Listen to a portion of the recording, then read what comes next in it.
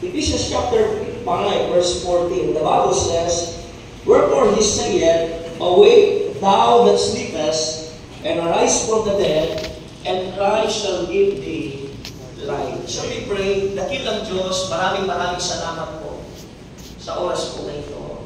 And Lord, we've been praying for this revival. At alam po namin, Lord, since Friday, you've been working in the heart of the people. And I pray, Panginoong Diyos, na sana makita namin yung pagbabago, yung sigla ay babalik sa bawat mga Kristiyano. We will ask their pastor, tulungan niyo po kami ang bang pwede namin gawin sa ministry. We want to get involved in the ministry. We want to get involved in soul winning. At nawa, Panginoong Diyos, through this revival meeting, marami pong mga Kristiyano that they are going to surrender, Lord, yung mga kasalanan, yung mga bagay na hindi po alugod-lugod po sa inyo, Panginoon. And use me, Lord, as part, Lord, as an instrument. Lord, I'm just an unprofitable servant. Use me, Lord, just to be a vessel for your honor and glory. And I know, Lord, without you, I can do nothing. Tulungan niyo po ako na gamitin, Lord, a channel of blessing, Lord, sa oras po na ito. Thank you for this wonderful privilege that you've given me. And all this is I ask and pray in Christ's best name. Amen. Thank you so much. Makakaupo na po tayo. Now, mga kapatid, pag pinag-uusapan po ang revival, no po, madalas nating narinig ang revival po ay para sa mga ligtas lamang po na mga Kristiyano. Amen po? Kasi po, mga kapatid, kaya nga po sinabi ng Bible, no, "Wherefore he saith, Awake, thou that sleepest, and arise from the dead." Ibig sabihin, natutulog ito kasama ang mga patay. Hindi nagre-respond. Pero sabi niya, may hininga ka. Okay, buhay ka. Arise from the dead. Umalis ka sa mga yan. Ibig sabihin po, mga kapatid, and God shall give thee light. There were times sa mga buhay po natin, alam niyo po, may mga pagkakataon na minsan, nakakalimutan natin yung separation. Nakakalimutan natin ang ating buhay is here together with Christ. Akala natin yung buhay natin katulad pa rin ng mga tao na nandito po sa sanlibutan, na yung style nakakasama po nila, pero iba na po ang buhay natin. Amen? Tinawag silang patay, pero tayo po'y tinawag na buhay. And revival means to return unto life. Ibig ko sabihin, pagka ang Kristiyano, mga kapatid, nawala na siya ng gana, hindi mo na makita yung liwanag niya, hindi na po siya nagagamit, wala na po siyang testimony sa Panginoong Diyos, that is the time we need revival. And let us admit that each and every one of us, we need revival. And after this revival, you know, if you are responsive to the Word of God, if you are responsive, hindi po mangyayari, mga kapatid, na matapos ang revival na ito, na wala kang commitment na ginawa sa Diyos. Walang pagbabago kang gagawin sa Diyos. So, I do pray that dito po sa ating revival, nagkakaroon po tayo ng evaluation. Panginoong Diyos, kumusta ang ating buhay? Amen? And by the way, mga kapatid, no? We're conducting revival meeting, amen? And revival are for those saved, amen? Hindi po tayo pwedeng pumunta dyan sa streets at sabihin natin, I'm gonna preach revival. Hindi po pwede. Kasi patay sila, amen? Hindi po magre-respond ang salita ng Diyos sa mga taong patay. Now, makikita natin dito, mga kapatid, let me ask you a very special question. Are you saved? Amen. Ba, iba hindi kumpiyansa. Amen?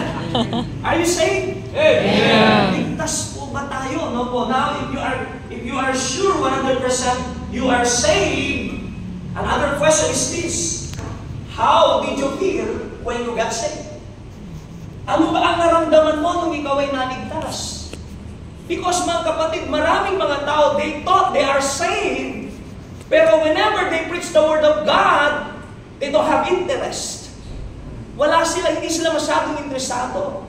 Alam niyo po ba, mga kapatid, when we got saved, may mga bagay na naranasan tayo sa ating buhay. That is an evidence, no? Salvation is not merely words of acceptance.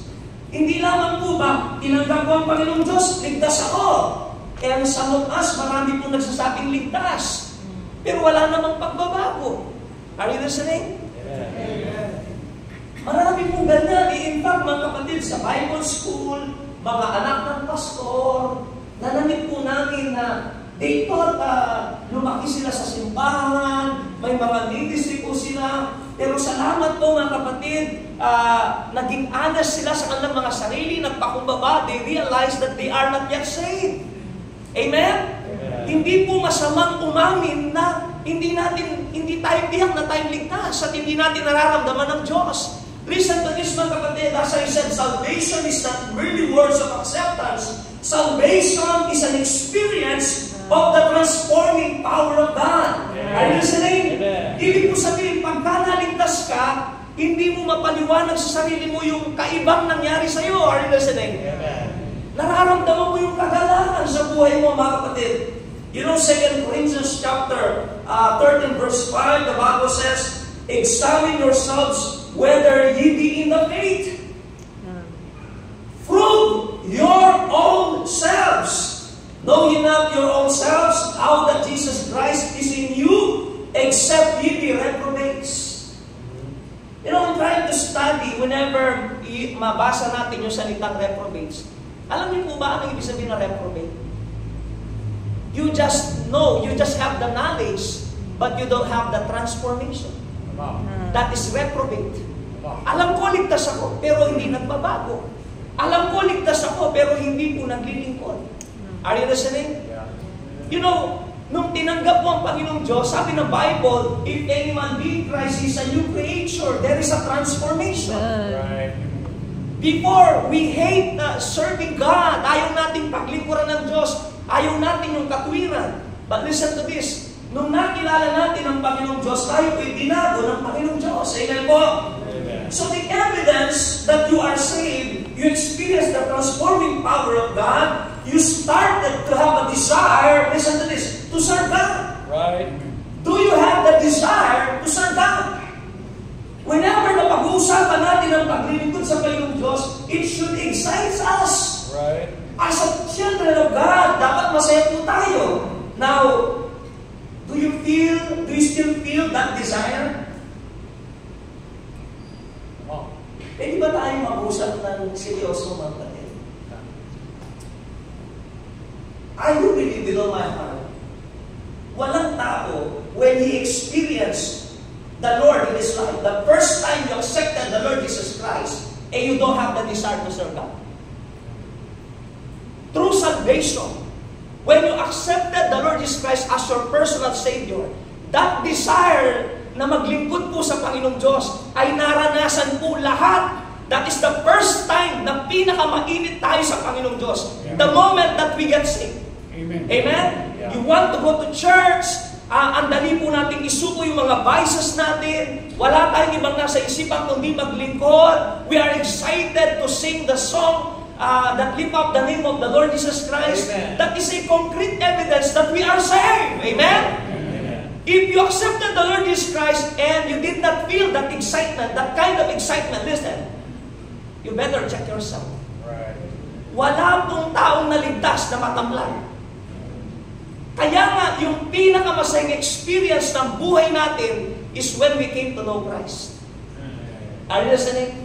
Amen. Kaya pag sinabi po sa tao, tumanggap sa Panginoong Diyos, nilid mo sa panalangin, tumanggap, Panginoon, tinatanggap kita bilang Panginoon sa tagapagligtas sa aking buhay. Tapos hindi mo nakitang masaya, mga kapatid, hindi pa siya na-transform. Hindi siya naging malaya. Are you listening? Amen. Because that is the power, that is the evidence na nagsimula kang mangarap, mga kapatid, maglingkod po sa ating Panginoong Diyos. Now, let me ask you, do you have that desire? Before, Pastor, I never had that desire. You better check your salvation. But Pastor, I had that desire before. But I lost that desire. This is the reason why we have revival. Amen. Para po bumalik yung joy, yung saya natin sa paglilingkod sa Panginoon. Right. You know, it is always our hard days. How many times behind the pulpit, lagi po kami umiyak. Pastor, we don't want to surrender our people na nakikita namin ang mga tao namin ang lalamig na wala kaming ginagawa. You know, we are not just pulpit provider. Wow. We are told to feed the church of God. That one day we will present the church blameless and without spot. Amen? You know, the hirelings, it doesn't matter to him kung mainit kayo sa Panginoon o malamig. Ang mahalaga, nagsusupport. Ang mahalaga, may binibigay. But the true servant of God, kahit walang pera, ang mahalaga, maging matapat kayo sa Panginoong Diyos. How many times in our church, every time we celebrate my birthday, they have gifts, kung ano-ano po, merong mga cash na binibigay. Year after year, ito sinasabi ko. You know, if you will ask me, ano yung regalo na gusto ko matanggap? Gusto ko maging matapat kayo lahat sa Panginoon. Because this is the reason why we are here. Amen? To help you grow in the Lord. Gusto namin kayong makita, minamahal niyo po ang Panginoong Diyos. We don't want to see a casual Christian on and off. Pag may problema ka, nandiyan ka. Pag wala kang problema, wala ka dyan. You know, napakasarap pong maglingkod even in hard times. Amen? Amen. Even in, you know, even nakakaranas tayo ng problema sa mga buhay natin, we're serving the Lord because we love the Lord. You know, faithfulness cannot be measured in happiness. Kailan ba natin nakikita yung salitang faithfulness? Naintindihan niyo po ba? Faithfulness that despite na nakakaranas tayo ng bagyo sa mga buhay po natin, nananatili tayo. It's not always easy to become a Christian. We have an enemies.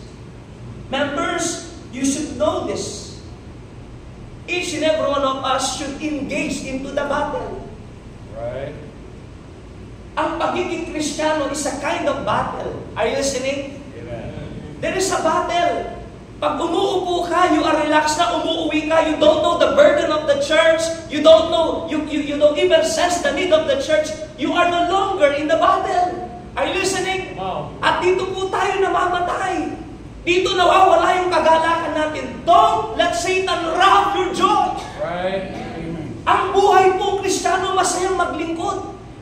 Are you listening? Amen. Natataya tayo whenever pupunta tayo sa simbahan, church na naman. Ano ba naisip ni Pastor Joe? It's revival. Ano bang news ng mga meetings na ito? Pero alam niyo po, thank you sa mga Kristiyano that they made an effort. Last Friday, last Saturday, hindi kayo pumasok sa mga trabaho ninyo, nagpaalam kayo because you are still concerned sa inyong Christian life. Amen.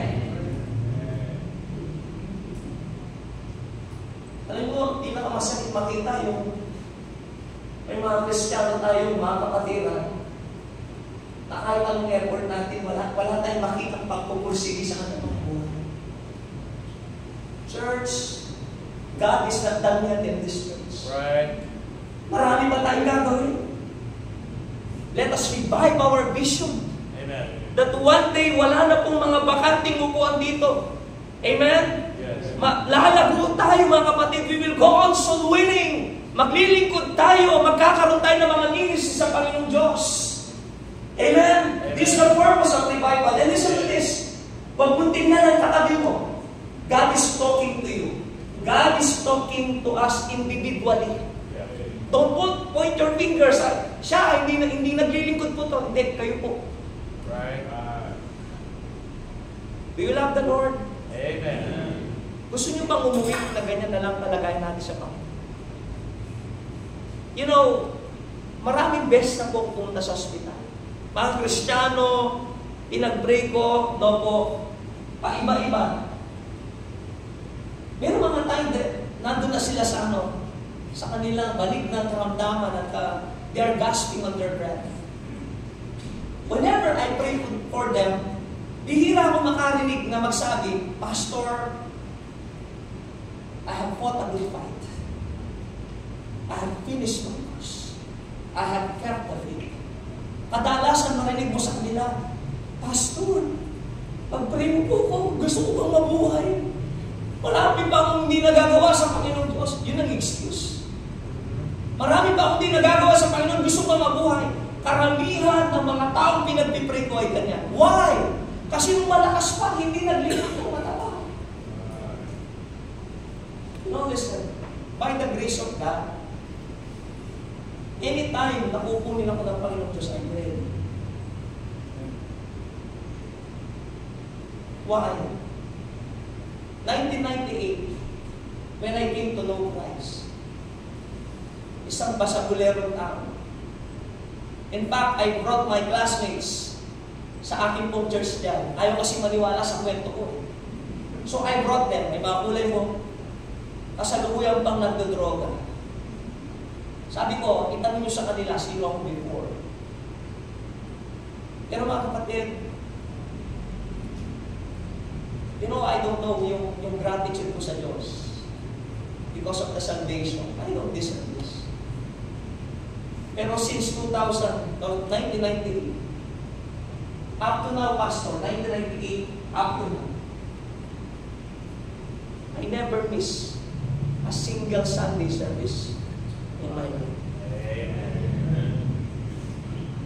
Pinangako ko sa Panginoon. That's why we were tested during pandemic, Pastor. Because this is the first time, if we're going to close our church, this is the first time that I am not in the church on Sunday. So sabi ko, Lord, madalas sinasabi namin, if you have problem, you go in the church. Right. Kung may sakit ka, you go into the church. Umakbang ka na may pananampalataya.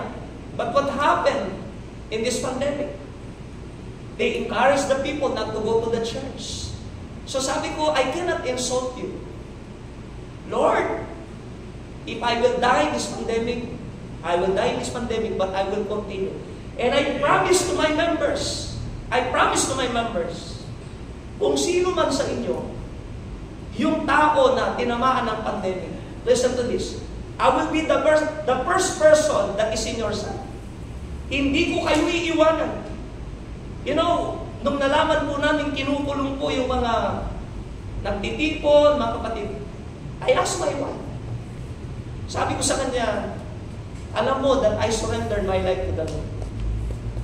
At hindi ko kayang tignan ng mga tao during pandemic na nagkakalat sila. Sabi ko, honey, kung makukulong ako, alam mo na ang buhay natin nasa Panginoon. Naghahawakan kaming kamay, umiyak kami. Magpapatuloy tayo. Listen to this. Panahon ng pandemic, mga kapatid. Brother Aldrin and my wife will testify. Inalis natin sa puso natin yung tao. We remove our face mask, yung social distancing we remove. Sabi ko, Lord, we're going to place our faith in you. You know, Pastor Jason Manson? That time, naglalaba po siya. Walang service. Pero napanood niya yung online. Nagkaroon siya ng lakas ng loob. And by the way, the first time I met Pastor De Cortis in a pastor's meeting. Yes. And I also encourage those pastors not to stop, to continue. Amen. Sabi ko, pandemic lang yan. Parang sinabi natin ng Diyos natin, walang magagawa sa panahon na ito. During the great persecution, sinusunog ang mga simbahan, nagpapatuloy ang mga Kristiyano. Ito karamdaman lang, huminto tayo. Listen to this. Because of that faith, not even single of us namatay because of pandemic. Amen. That is why, isang buwan pa lang ang pandemic, tapos na po sa amin. Ibig sabihin, walang fear sa loob ng simbahan. Yes, marami po kami nagiging bisitang missionary. Ganito sinasabi namin, missionary, let me warn you, if you want to deputize in our church, there is no social distancing. They are not wearing face masks. That's right. So, will you continue to come? Yes, Pastor. And they were encouraged. They saw the people. Mga kapatid, they shook hands at nagbebeso-beso po sila. Mga kapatid, until God revealed to us what is behind this pandemic. If you have faith, God is going to protect you. Amen. I still remember one time may mga hinuhuli lang po sila sa labas. Inabutan ko mga members po namin nasa labas. Ayaw, di kayo sumusunod sa social distancing. And we have a speaker that time. So my wife, during the prayer meeting, you know our prayer meeting, punong-puno po simbahan. There is no empty chair inside the church. May mga tao po sila. Because during the pandemic, either you're going to discourage the people or you're going to encourage the people in the Lord. Amen. So nandun po kami, dumating po yung pulis, hinuhuli po sa bumulong po si Mrs., magpipray na lang kami. What would you feel? Sabi niya, Honey, nandiyan ang mga pulis. Parang hindi ko na mapikit yung mata ko eh. We're about to pray. Sabi ko, Lord, maybe this is my last preaching. So I pray, Lord, tulungan mo ko not to be intimidated. So I asked the preacher, one of our missionaries, sabi ko, ako na mag-preach. Talaga po, Pastor, sige po. So, I stood behind the pulpit and I preached, yea, and all that believe God in Christ is shall suffer persecution. I give my best. Talagang sinisigaw ko, sabi ko, kung wala nang magawa ang mga doktor, wala nang magawa ang science, tanging ang Panginoon na lang ang makakatulong sa atin, pati magawain ang alisin natin, hindi tayo kalaban ng mga pulis. Kailangan natin ng mga taong mananalangin para sa ganitong karamdaman,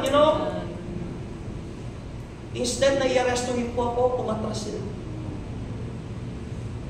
Umalis po sila.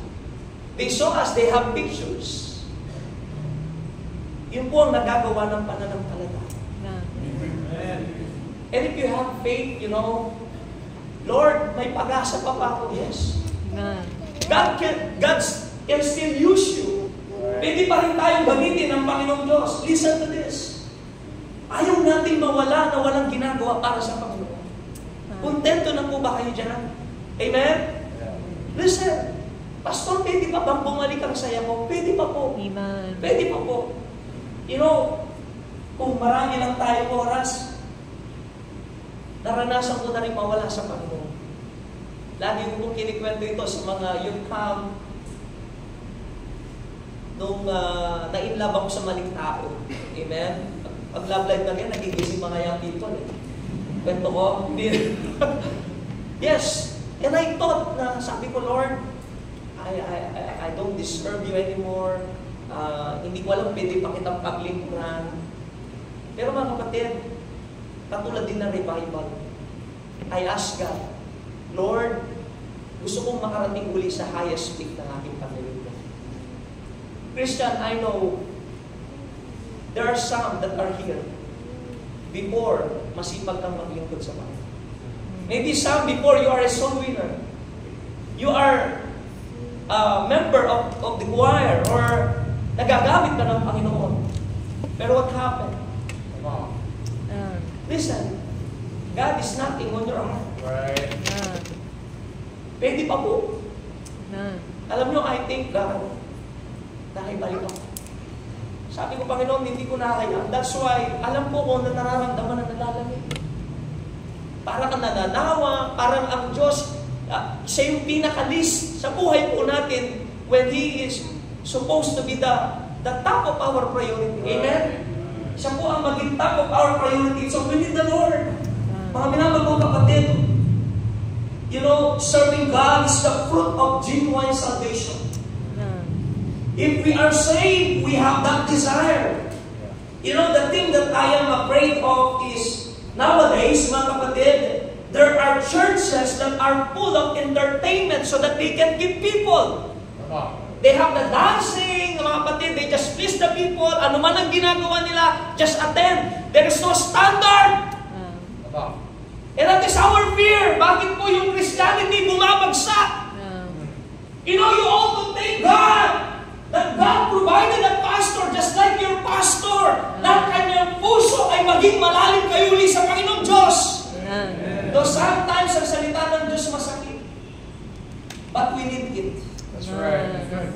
We need it para tayo po ay gagaling, para po tayo ma-revive. Amen. Amen? Ayaw natin yung, we don't want to entertain people. We teach people how to worship God. Amen. We teach people how to love God. Yes. And we teach people how to serve God. Amen. Amen po?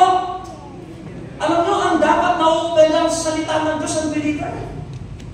Are you listening? Amen. You are not unbeliever. Amen. You are believer. Every time they preach the word of God, isa ka dapat sa nagiging masaya. Amen. By the way, hindi ko po kayo kilala. And I never talk to your pastor kung anong klaseng congregation meron siya. I just preach the word. Amen. I just preach the word. Kaya pag uwi ko, galit na kayo sa akin. Sino yung pastor na yun? Magalit siya? Hindi po, nagpapaliwanag na. Pero talaga malakas ang boss pag nagpapaliwanag. Amen? Amen. Alam niyo po ba, every time the Lord God told His disciple and He preached the word of God, merong isang tao doon, iba palagi ang respond niya. Who is that? Judas Iscariot. Amen? Yeah. Simula pa nung una, iba na ang kanyang motibo sa loob ng simbahan. Listen, you are not here to be entertained.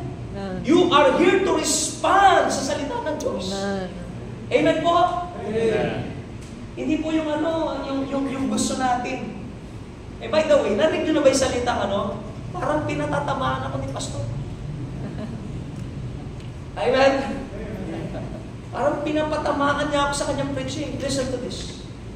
Anong pinunta mo sa Diyos kung di ka papatamaan? Tama po. Lahat ng preaching, ilag ka ng ilag na ganyan. We need it. Amen. You know, yung attitude natin, palitan naman natin kahit masakit, uy, para sa akin to. Kahit mukhang para sa kanya, uy, para sa akin to. Amen, ang ganda ng attitude mo ba? Parang lagi po pagka may preaching yung pastor, kinukumusta niya lagi yung kanyang miyembro na napakatigas ang ulo. Sabi niya, hello brother, how's my preaching? Pastor, tinamaan sila. So sabi, grabe naman tong tao na ito. Every time I preach, laging, sige ito, halos kulang na lang pangalan mong banggitin ko. Preach ang pastor, dynamic.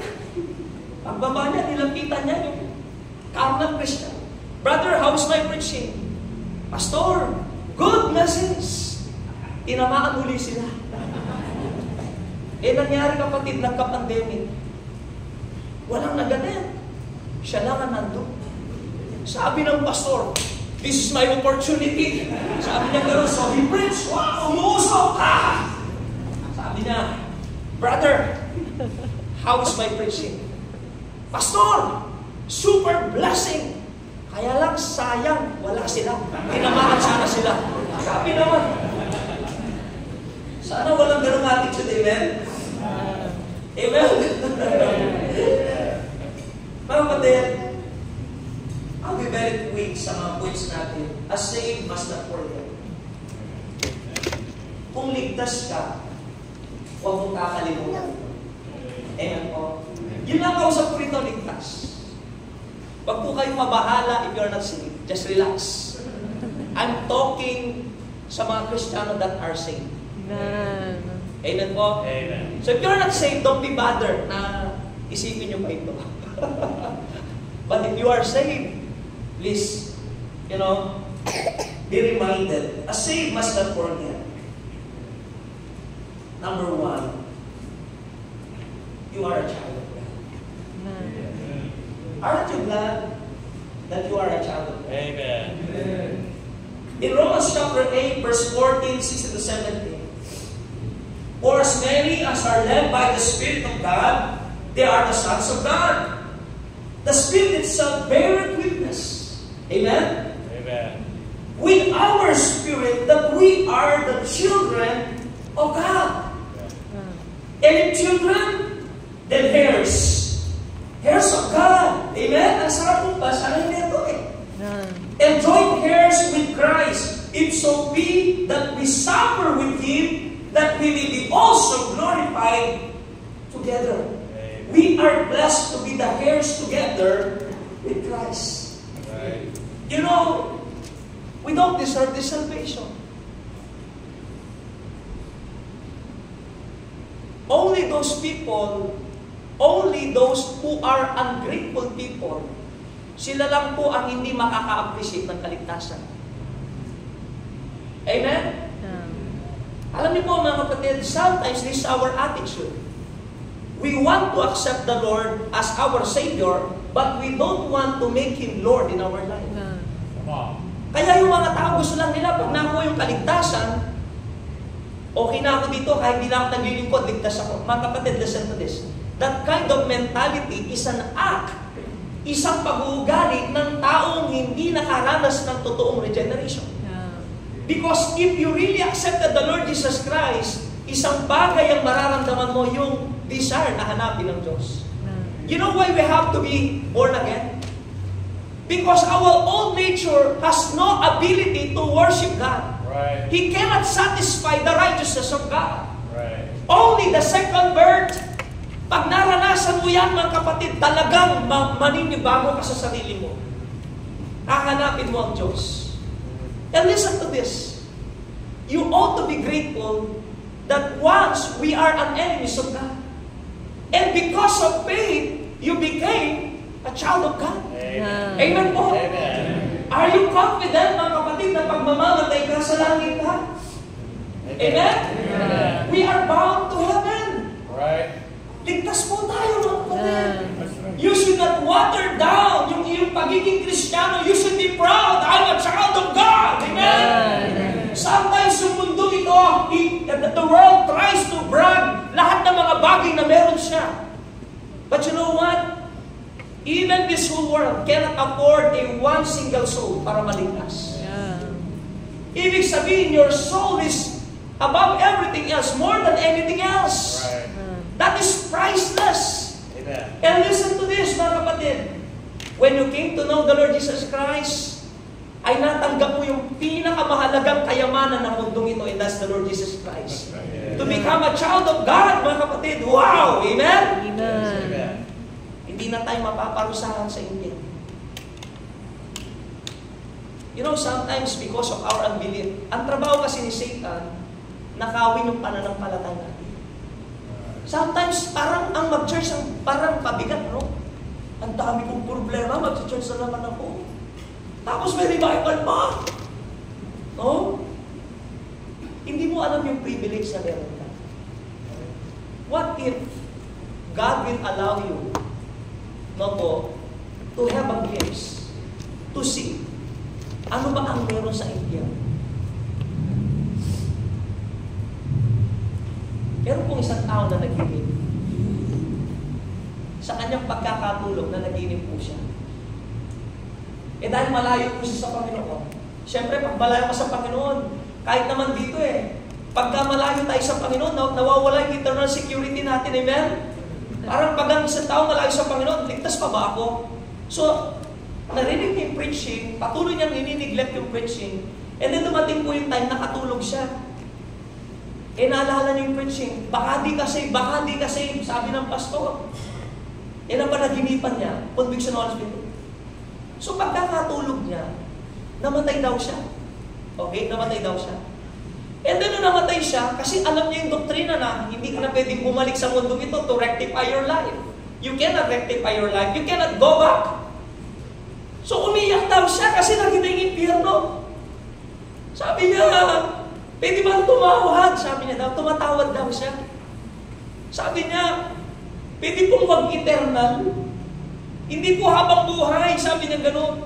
O sabi na daw ng angel, okay, bibigyan kita ng 10 years spend mo sa, nagilig po ito 10 years sa impyerno. Sabi niya, masyado pong mahaba yung 10 years.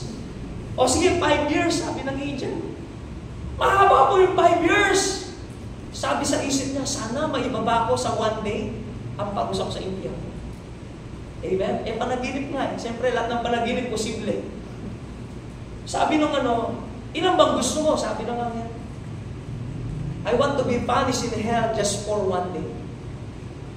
Pumayag daw yung angel. Ang saya niya, yes! Isang araw lang ako masusunog sa impyerno. And then makakatakas na ako. Mga kapatid, nung dadali na siya sa impyerno, sabi niya, bakit ang init po? Malayo pa. Because the Bible says 7 times sa ordinaryong apoy ang init ng impyerno. So, sa kanyang panaginip, inilagay po siya doon. Okay? Sabi nga, I have to wait 24 hours para lamang makaalis na ako sa impyerno ito. Tawad niya yun one day. Pero mga kapatid, paglagay na paglagay pa lang sa kanya, naramdaman na niya yung sakit. Sobrang sakit. Every millisecond, nararamdaman sakit. Ang init! Listen, inaantay niyang matapos yung 24 hours. Every time, sasabi niya, ilang minuto na ba? Wala pang 1 minuto. Ilan ba? Wala pang 10 segundo.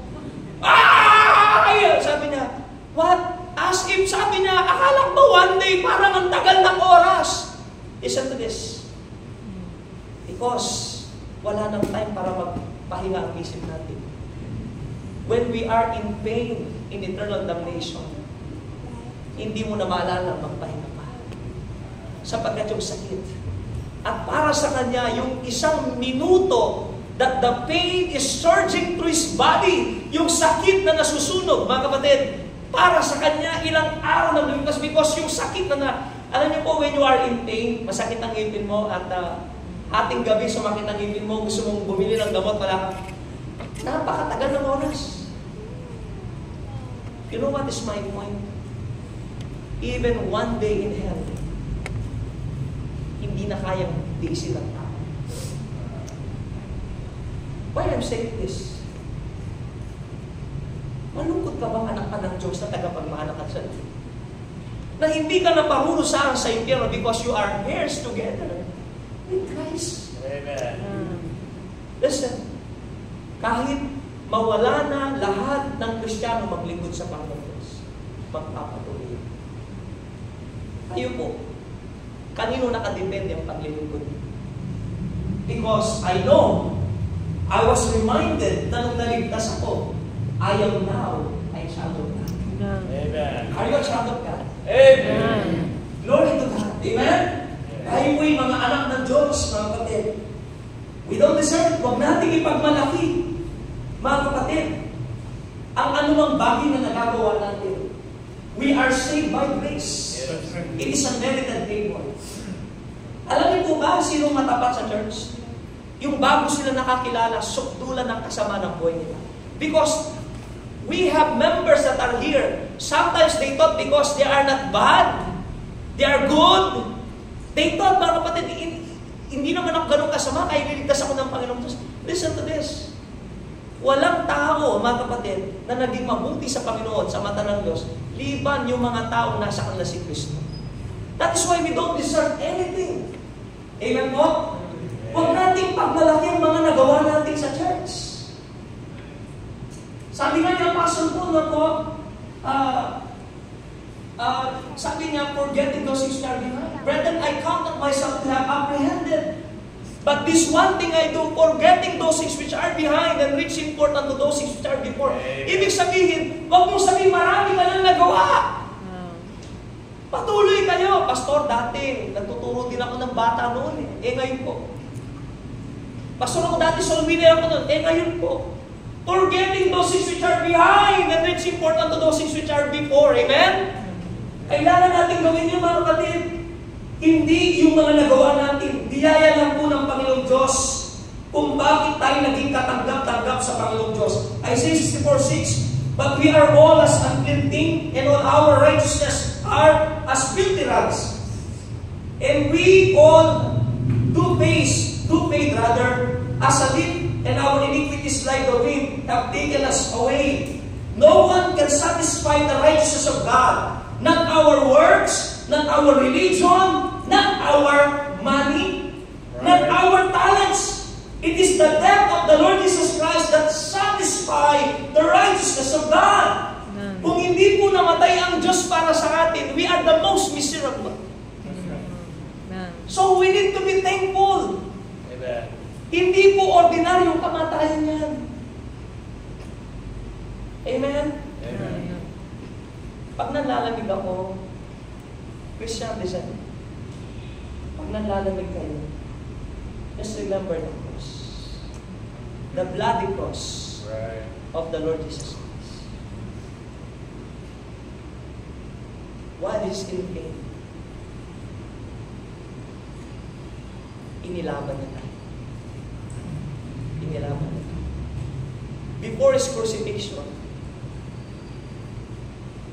si Peter nakipaglaban tayo. Sabi niya, balik mo yung sword mo sa kanya na lagyan. Sabi niya, don't you know, I can even call the legions of angels to save you, to destroy lahat ng mga tao natin. Pero, puso ako, ibinibigay ang ating. He loves us.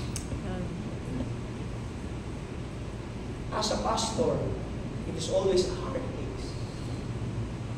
Whenever we saw a Christian na tatalikod sa Panginoon,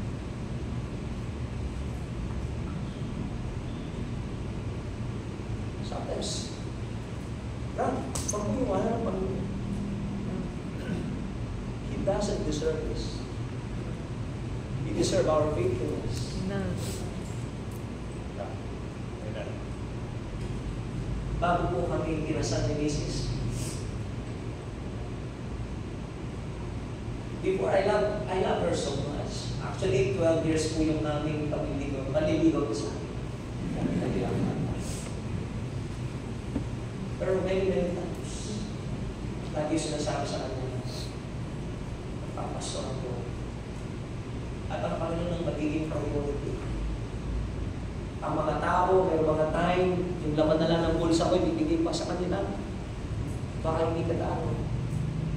Sabi ko, yung pag-aaral mo sa college, sa picture po siya, baka di mo magamit yan pag ako na ano mo. Lagi po, why? Kasi sa simula pa lang, lahat gusto ko alam kung pipili ko sa buhay ko, makakasama ko magpili sa Panginoon. Salamat po, mga kapatid, naging blessing po siya. My wife is really a blessing to me. Alam niyo po, she gave up yung kanyang profession just to, makapag full time sa ministry. You know, her heart, every day, pastor. Every day, her commitment, 1 soul a day. 1 soul a day. Basta sobrang busy niya po, minsan pagdadrive ko siya, alas 11 na ng gabi. Kailangan ko ng isang kaluluwa. I need 1 soul. So magdadrive po ako. Minsan yung madat na naming tao sa daan, iwiwin namin. Saan man po kami makarating na buwin? Why? Kaya nga nung time makukulong ako, parang di na niya ako mahalin. Sige, okay lang makulong ka.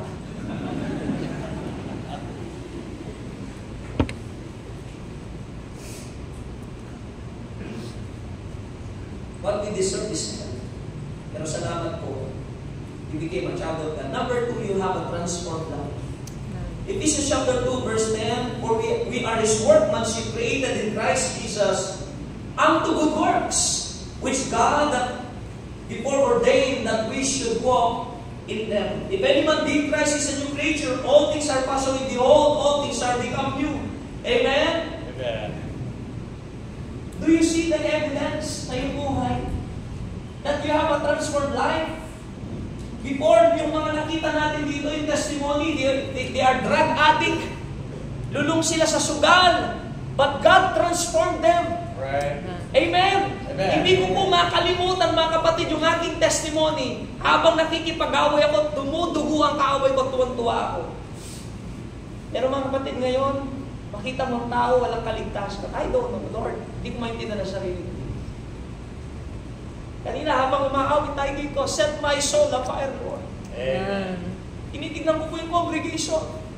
Lord, I thank you that we have a pastor that his heart desire is to see the people getting revived in this. Ito pong program na ito. Mga kapatid, listen, we have a transformed life. Amen? Yes. Binago tayo. Listen, we are no longer into this world. Right. Amen? Amen. Before, sabi niya, no po, I have decided to follow Jesus. No po? Sabi niya, the world behind me, the cross before me. Yes. And then sabi niya, no turning back, no turning back. Alam niyo, anong pinakamasaya dapat na oras sa buhay natin? Members, Yung pinakamasayang oras sa buhay natin, yung tayo magkakasama sa gawain ng Panginoong Diyos when we worship. Hindi yung pag nakita mo yung kabarkada mo sa labas, oh, kumusta pare? Yeah. Amen? But when we are in this church, brothers, kumusta ka? I'm so excited to see you again. Amen? You know, by the way, I just thank the members of Hillcrest Baptist Church. Because parang pagkakamay ko sila, parang kilala nila ako, Pastor. Yeah. Sabi nila, hello, Pastor. Hindi naman po ako mukhang pastor, no? Mukhang kriminal. sorry. Thank you, Pastor. Thank you. Pero actually, this is my first time. Amen? Yeah. Pero parang ang tagal ko nang kakilala mga miyembro ko. Sana makilala nyo rin po yung mga members po namin. And you will enjoy them. No? They love serving the Lord. Amen. Yes, they love serving the Lord. Amen. So we have a transformed life. Yes. Mga kapatid, you know when God saved Mary Magdalene, sabi ng Panginoon sa kanya, Mary, neither I condemn thee. Go and sin no more. Right. Sin no more. Amen? You are supposed to have a heavenly desire. Number 3, mga kapatid, your citizenship is in heaven. Amen? Amen. Ephesians chapter 2 verse 19, now therefore ye are no more strangers and foreigners, but fellow citizens with the saints and of the household of God. Amen? Do not set your affection here on earth. Set your affections on things above. Right. Lay not your treasures here on earth. Amen?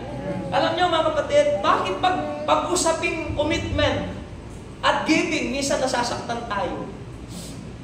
Pero yung investment sa mundong ito, talagang million pa no? Ang laki ng bahay ko, bago yung sasakyan ko.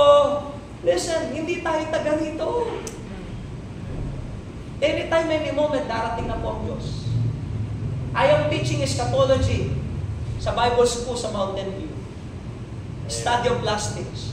Amen. I know the Lord will come very, very soon. Yeah. Why? Mahirap na po tayong makakita ng mga Kristiyanong mainit ngayon. Yung pong nabuhay ng 1980s, congratulations. Yung mga nabuhay ng 90s, meron ba nabuhay ng 90s dito? Amen? 1980s. Parang ako lang nabuhay ng 1980s. Mga 1970s, meron ba? 70s? Siguro ito mga nabuhay ng 1930. Alam niyo po ba nung araw wala pang gadget? Makita natin ang mga Kristiyano, they love to sing song, just playing guitar, they have the song sheet, mga spiritual songs. Ang dali, yung mga laro natin, simple lang noon, ano po? Pero yung pag-improve, pag-angat ng technology, it corrupts the mind of our young people. That is why it's very hard na makapasok ang salita ng Diyos. Ang hirap ma-revive ng isang Kristiyano kasi punong-puno ng kamunduhan ng isip. Alam niyo po mga kapatid, I have experience. When I was second year high school, nakapulot po ako ng balloon na very sticky. So, pinulong siya. Pinaikot ko. Dala-dala ko sa school. Tapos sabi ng kaklase ko, "Hoy, ano dala mo?" "Bakit?" "Balloon." Forgive my word, ang sabi niya, "Hindi balloon yan. Ano yan?" "It's a condom." Hindi ko po alam ang ano, innocent nga eh. Ang alam ko sa condom, dahil hindi ako nag-aaral na maayos, condominium. Condom, ano yun? Binulong niya. Ginagamit yan sa ano?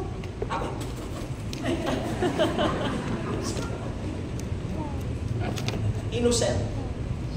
Now yung bata, 10 years old, 9 years old, pag pinagtiwala nyo mga kapatid, yung mga cellphone, pinagdina niya, nakikita na nakakapasok, nagkakaroon ng access ang mundo sa kanila. Bata pa lang. Alam niyo, one time we have a members, pagpasok sa kwarto, Yung kanyang anak napakaliit, nakikita niya, parang biglang nagtutulog-tulugan yung anak niya. So sabi niya, nung one time nakita niya, biglang nagtutulog-tulugan, pero nakadapa yung iPad. Sabi niya, pero nakasinding iPad. So dahan-dahan niyang tinignan, pag ganun niya sa iPad, mga kapatid, 11 years old, nakita yung anak niya nanonood ng pornography. See, ang daling magbago. Jesus is coming soon. Malalamig na po ang Kristiyano. One of the sign, manlalamig ang pag-ibig ng marami. That's why we have a hard time. But we still believe there is a remnant, Pastor. Nanlalamig ba ng mga simbahan? I hope ang Hillcrest ay isa sa mga taong mapipreserve ang init sa paglilingkod sa Diyos. Preserve po natin, mga kapatid. Amen? Our citizenship is in heaven. Doon tayo mag-invest. I started, mga kapatid, nung ako'y nag-preach, mga kapatid, I started. Yung kung may mga worker ako, yung sobrang hirap po ng pagkain namin. Alam niyo yung ganisa? Para po maparami, hinahati sa gitna. Tapos gagawin mo siya. Kaya Kapampangan, naga, balong-balunan. Yun po yung kinakain namin, tig-isang piraso ng ganisa. Nag-start po kami sa gawain sa Private Cross. But God is faithful. He started to bless us. Mga kapatid, sabi ko, Lord, even when you bless me, kasi yung mga mayaman, akala lang nila dahil walang pera ang pastor, mag-invest doon, mag-invest doon. Lagi sinasabi ng mga mayaman, pastor, wala ka lang pera eh. But one time I preached, you know, if God would give me 1 million, ibibigay ko po sa offer. If God would give me. And God granted that request. God bless me. The first time na nakahawak ko sa milyon, ibinigay ko po sa Panginoon Diyos. And God continue to bless us. You know, mga kapatid, wala kayong makitang bahay namin. We would rather invest everything there. Kasi kung naniniwala tayong tagalangin tayo, at iiwanan natin ang mundong ito, huwag kang mag-invest dito. Mag-invest ka sa dadatnan mo. Amen? Pag nasa ibang bansa tayo, yung mga nag-a-abroad dito, kahit nasa ibang bansa ka, hindi ka natatakot magpadala sa Pilipinas. Kasi alam mo, one day, uuwi ka sa Pilipinas at makikita mo yung investment mo. Kung tayo po, ang ating pagkamamamayan sa langit, learn to invest doon. Minsan po, pag pumunta kami sa mga simbahan, one time, pumunta kami sa excuse me, natanggalin itong ano natin. Pastor. One time, nagpunta po kami sa Pangasinan. And then, mga kapatid, pagpunta namin sa Pangasinan or sa Nueva nakita namin yung pastor ay kailangan po nila ng kompleto pambayad sa kanilang lupa. Then, ask my wife, tayo na magbigay. May mga nakita po kami mga upuan na kailangan sa aming pinuntahan ng church. Sabi ko, mag-donate tayo. May mga screen, LED, nakita namin wala. Whenever may makita kaming need, akala ng mga tao, yaman-yaman namin.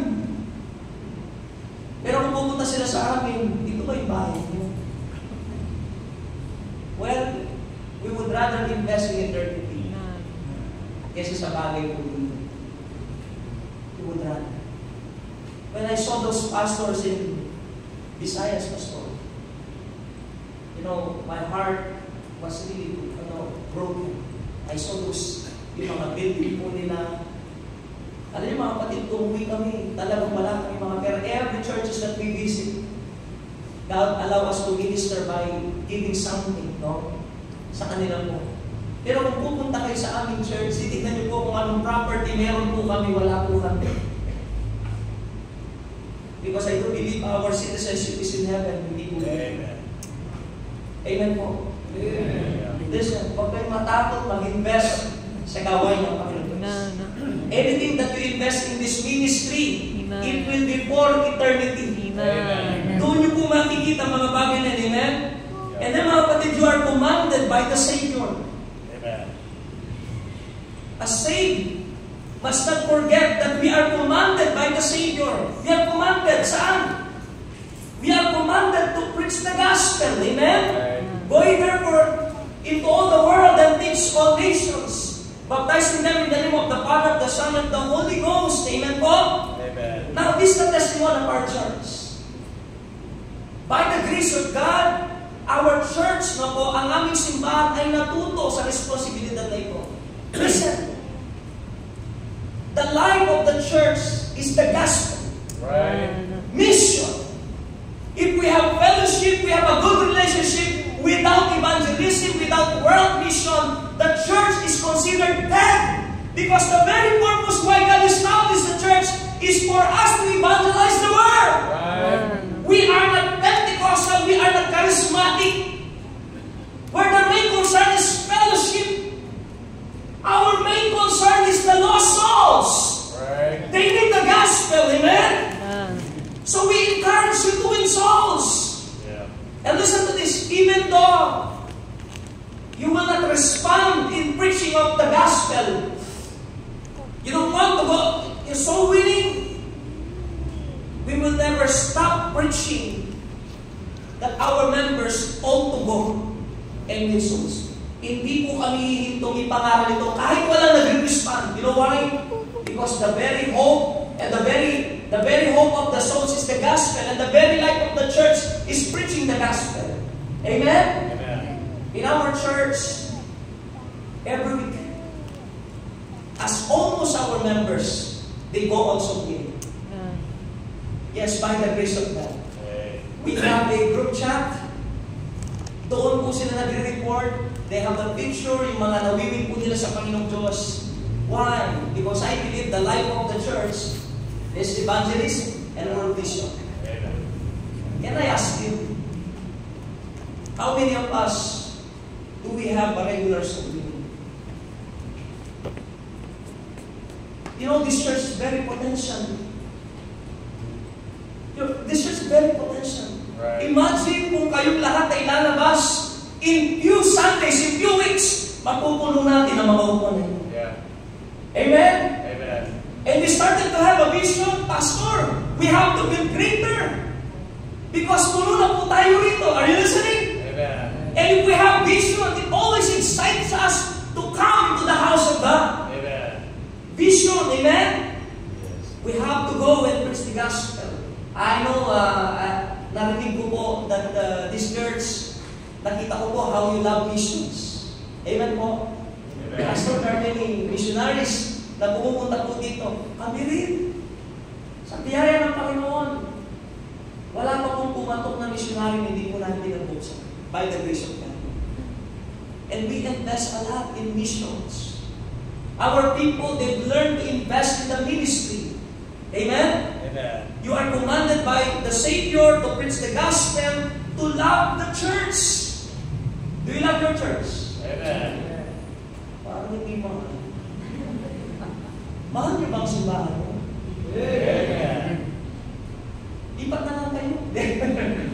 If you love your church, you will take good care of your church. Yes. Every members na nanlalamig, ibisitahin natin. You know, you cannot love the God and not loving the church. It is automatic. When you love God, you will love the church. Right. You know, the very manifestation that you don't love God anymore ay hindi mo na mahal ang church. Because you always reflect. If you love the Lord, you will love the church. Kaya pag hindi mo na mahal ang Diyos, nagbabackslide ka na, di ba? Nawawala ang pagmamahal sa church. Do you love the church? Amen. Do you love your brothers and sisters? Amen. Parang hindi pa, amen. Baka naman galit kayo sa iba dyan, hindi kayo makalimot sa ano. Naranasan nyo nila kasip niya kayo because of pride. Nandun siya, kaya ayaw mo namin ko lang, nakatingin ka sa. Eh di bang tingnan yung mga katabi nyo kung talagang mahal yung mga kapatid? Sige nga tingnan. Amen. Yung mag-asawing na nagbati, no? Ay pala yung kaaway. Amen? We are commanded by the Savior to preach the gospel, to love the church, listen to this, and to honor the pastor.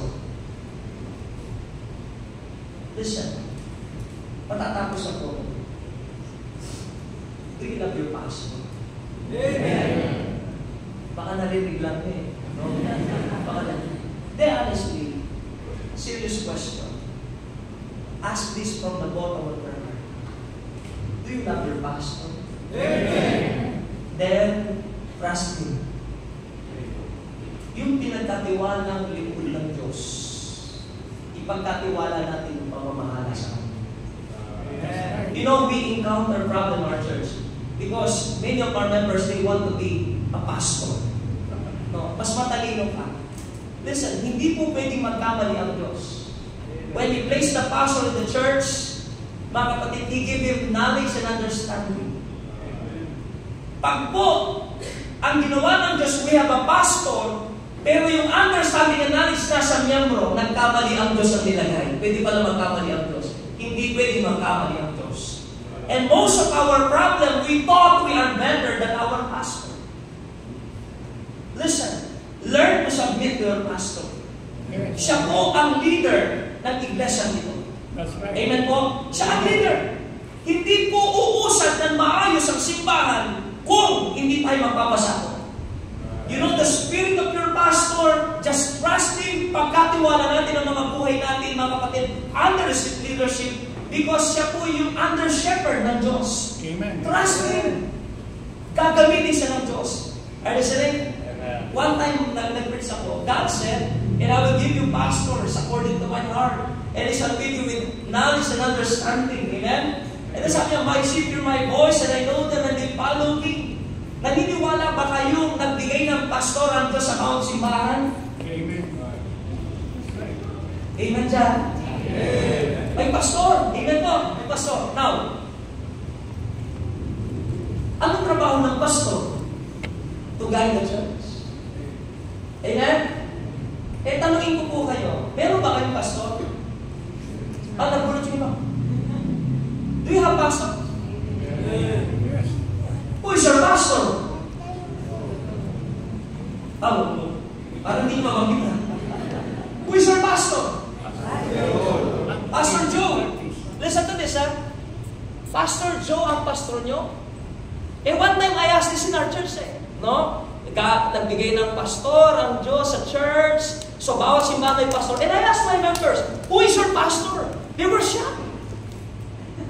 Who is your pastor? Pastor Boy.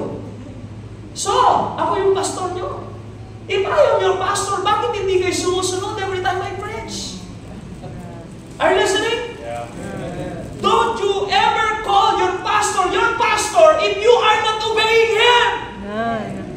Amen. Pag ganun mo magsabi, pastor, hindi ka naman sumusunod. Are you listening? You know, mawawalan ng problema ang church kung marunong tayo magpasakop sa pastor. Pero hindi matatapos ang problema sa church kung meron mga pagkakataong marunong pa tayo sa pastor. Show me in the Bible na meron pong tao na pwedeng manguna sa pastor.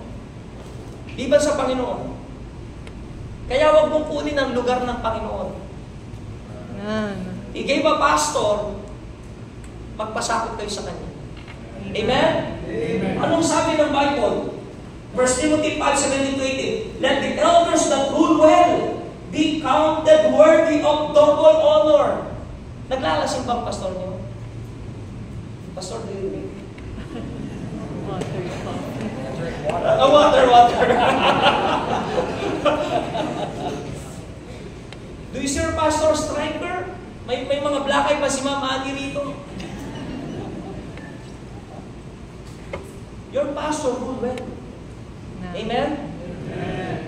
And he deserved a double honor. No, sometimes we as a pastor, we don't have the courage to preach this in our own church, pastor. We cannot tell the people, love us! Respect us! We only have the courage whenever we are nasa ibang simbahan po kami. Why? Ayaw namin pamalian yung buhay. Pero since this is not my church, allow me to tell you this. If you want to be blessed by God, learn to submit and obey your pastor. They deserve a double honor. Whatever your decision is, always ask your pastor his prayers, advice. Nandyan siya eh. Anong trabaho ng shepherd? To lead the sheep.